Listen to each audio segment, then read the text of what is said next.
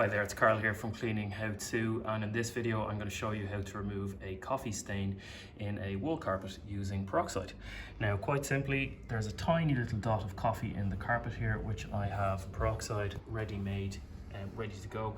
Now my aim here is to gently get a little bit of peroxide onto it, and then I'm going to neutralize it afterwards with a very mild acid. Vinegar will do at about 10:1 just to stop any reaction occurring. So quite simply, I'm going to spray peroxide onto the stain.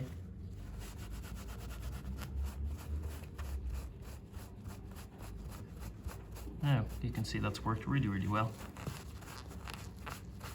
Just got some paper towel. It's actually napkin, so the towel is coming apart a little bit, but I've not over worried the carpet and the coffee stain has disappeared.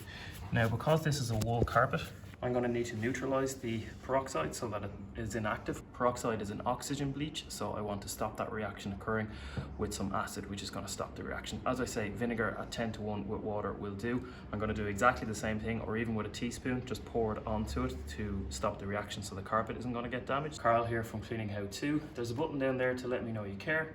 Please consider subscribing to the channel, it helps us out a lot. There'll be plenty more content to show you how to get out of various spots and stains around the house and office. Thanks for watching.